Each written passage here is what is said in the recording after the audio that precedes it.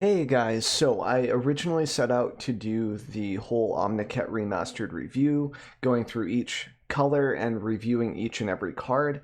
And after going through like 2 or 3 sections, I realized that was just too much to bite off. I usually do that with card review sets. I think I can kind of do it last minute, etc.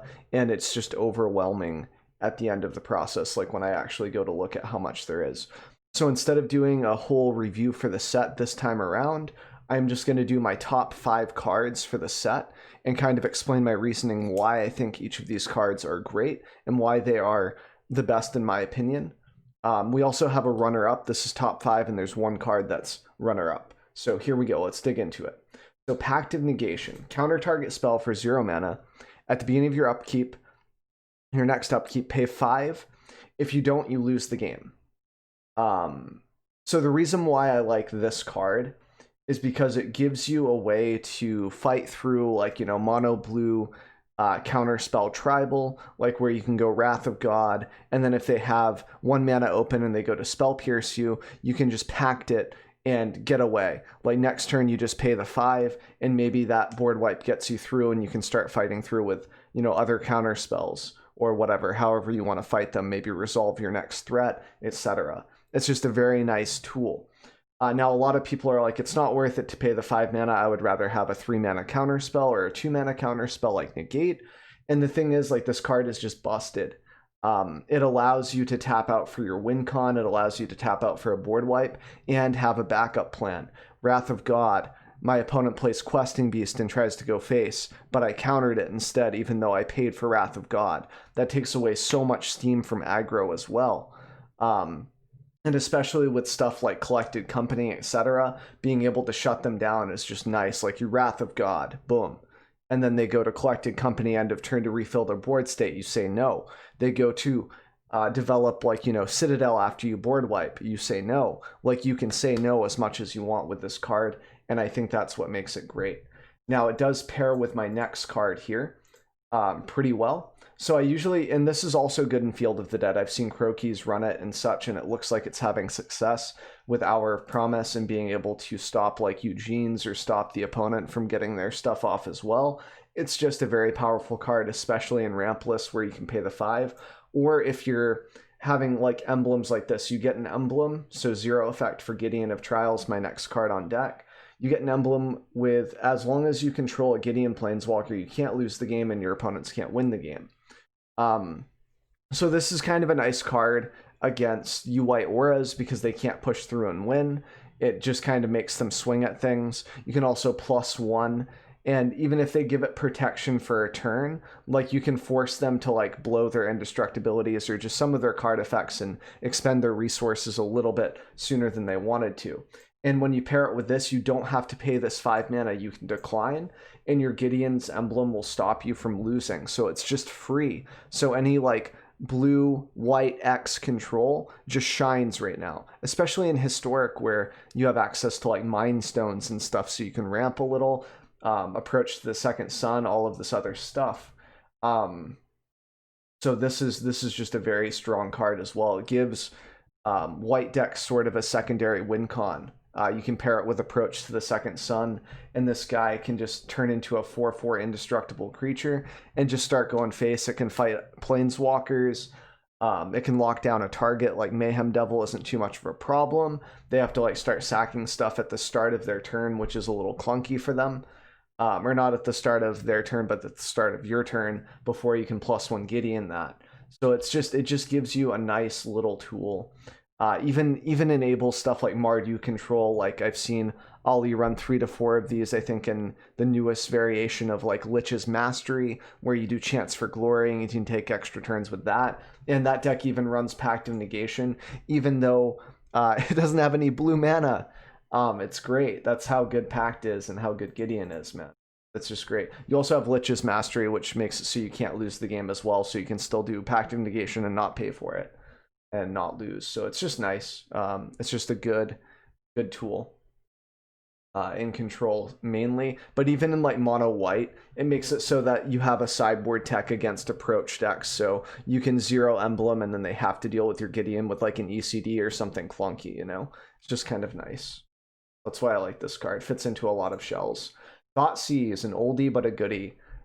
Sell your Thoughtseize now, please. No. So target player reveals his or her hand. You may choose a non-land card from it. That player discards that card. You lose 2 life. So this is just an insanely powerful card. It gives aggro lists a way to get rid of board wipes or our promise if you're up against a Field of the Dead deck. It gets rid of sweepers. It's just really nice. And if you're in something like Esper Control, like a shell for that with like Approach as a win con, etc., you can use this to snipe other, win cons. You can use it to grab Nissa. You can use it to grab Eugene. You can use it to grab Our Promise. Like in the control shell, it's just really nice because you can control the flow of the game. And not only do you get to take away like a very powerful piece, whether that's a combo piece, slowing down aggro to make it so that, they don't have their 2-drop or their ramp, etc., whether you get a Citadel, not like you grab that card on top of being able to see your whole opponent's hand, which is just a lot of information for 1 mana. It's insane. So good. Fits into so many shells. Like we've seen Jund Food, we've seen like Rakdos aggro with like the Earth Shakers and stuff. There's a lot of for this card, whether it's 2 main, 2 side, 3 main, 1 side, like whatever the combination is. It's just a good option to have. Very safe craft, I believe, in Historic right now. Just a great card overall. Also a cool combo with this, as a side note, the spiciest thing to do with this is Thoughtseize into Dreadhorde Arcanist, which is a card that's 1/3/2 mana. When you swing with it, you can cast an instant or a sorcery from your graveyard with the same or less than power of Arcanist. So you can cast Thoughtseize twice, which is just insane. Like each Thoughtseize is 2 Thoughtseizes when you have that guy, just insane. So Our Promise, this is not on Gatherer. So let me back up here. Here we go. This way it's the same font size and stuff, and so we can actually read it. Search your library for up to 2 land cards and put them onto the battlefield tapped, then shuffle your library. Then if you control 3 or more deserts, create 2/2 black zombie creature tokens. So the reason why this is good, you don't really use the whole like create 2/2 black zombie creature tokens anymore. This used to be relevant back when Amonkhet was the thing, but you get plenty of zombies by just grabbing 2 Field of the Deads and having enough mana or enough land types, like different land types, to enable Field of the Dead. So this is just an insanely powerful card for 5 mana. It's like Migration Path, but you can grab Field of the Dead. It's 1 more mana and you can't cycle it. Oh no. So a lot of people are also using this in conjunction with, like in combination with Cascading, what is it? It's like Cascading something. Cascading MTG. Yeah, this one. So Cascading Cataracts. So they use this also with Golos, with Hour of Promise, and like some people are combining Karn with this to make very powerful like sideboard, mainboard tech type deals. So like being able to grab this with Golos or this with Hour of Promise so that you can get Golos online is very, very powerful.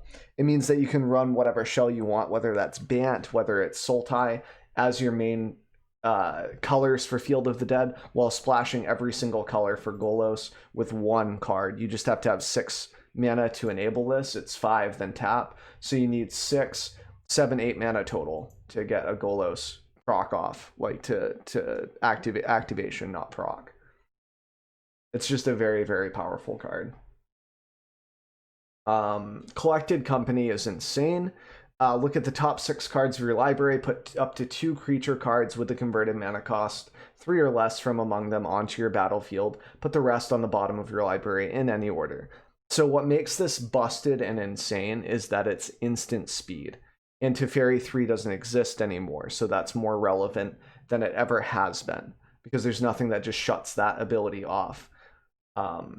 So the reason why this card is good also is because there are so many good and powerful creatures coming in at 3 or less mana. So many combo pieces for Golgari Citadel, so many combo pieces for Jund Food, Mayhem Devils, Priest. All of your best pieces are less than 3 mana, or 3 mana or less. It's good in Elves. It gives you a way to like reestablish your board state after a board wipe, because you can do this end of turn after they've wiped your board. It's just great. So cards that shut this off are like Grafdigger's. If you're having trouble against this card, like Grafdigger's Cage is good. But note that as you go to cast it, the Grafdiggers, they can respond with this, but it shuts off the rest of their collected company. And if you have a board wipe ready to go as you cast your Grafdigger's Cage, you feel real good, because then you get to wipe your opponent out 100%, and they can't recover with like Citadel, they can't recover with any of that type of stuff with collected company again, unless they have the Reclamation Sage, which, you know, that's sideboard, so you don't really have to worry about it, game one at least. So if you've got the Karn sideboard, the Grafdiggers is nice. But yeah, this card is just insane in a lot of different decks. I've seen like Merfolks go wild with this. Instead of running Spell Pierce, they just reestablish their board. So like you go to wipe them, you're at like 5 or 6 life. They get 2 Merfolks and swing at you for 6 damage next turn. It's just crazy. It's like a lot of pressure, man. And if you don't board wipe, then you're looking at them being able to collected company end of turn and hit you even harder, which could result in lethal anyway. So it's just very, very strong. It's good in elves. It's good in so many archetypes, man. Any type of like mid-range or aggro lists, it's just crazy. So much value, so much spike damage. It's nuts. So we've got a few honorable mentions for other cards that are kind of running up. I would say Approach to the Second Sun. Second Sun. Sun is one of my favorites. And then we also have Demonic Pact is my other one. That's another mention. There are so many good cards, it's hard to say, but I would say like Approach is just nice as a control player. I love this card. I just don't think it's like one of the best cards that were printed, like compared to the power level of some of these. And maybe Gideon's not any either. I just like the combination, so maybe that's favoritism, but who cares? You know, we'll make our own ranking, you know? It's an opinion. We can have discussions about it down in the comments below, you know, like stuff that I might have forgotten that was powerful that I didn't mention, that didn't get an honorable mention, etc. Love talking about that stuff. So throw the comments below, please. I'd love to discuss it. But I just like this as a secondary win con for you white control. As a creatureless player, usually I just love these types of win cons. And there's just so much you can combine with this, like Narset's Reversal, being able to Sphinx's Revelation into this now. It's just so fun, man. I love playing control, and this enables it pretty hard. Whether it's in you white X control or like Mardu, where you're using this as a white win con as well, and those types of decks, just love the option. And then Demonic Pact is just insane. This counters my control deck so hard. I've been trying to figure out a way to deal with it aside from Veto, and Veto doesn't even do it when they can just bring it back from their graveyard somehow. Like, it's just really, really hard to deal with this. It's so much value. People are using this in like Yorion lists with Orzhov Blink and just hosing control lists all day. It's just crazy. I might end up playing this type of a list with like Virulent, I think it's called Virulent or Virulent Plague, and the sideboard, like the 3-mana enchantment that counters Field of the Dead. That type of stuff with this plus Thoughtseize is just gross and disgusting. Just love that type of control as well to counter the other control lists if I'm running into it a lot. So just love this card too. So if you guys have any suggestions on what else was really, really good for the meta, etc., feel free to drop it in the comments below. I appreciate all of that type of stuff, like the feedback, all of that really helps me figure out new ideas as well for brews and everything. So there'll be an end panel here pretty shortly. You can click on my face to subscribe, really helps the channel. And you can check out the next video if you feel like it. And thanks again for checking out this one. I'll have some more deck guides up very soon. And I hope that you guys have a good rest of your day.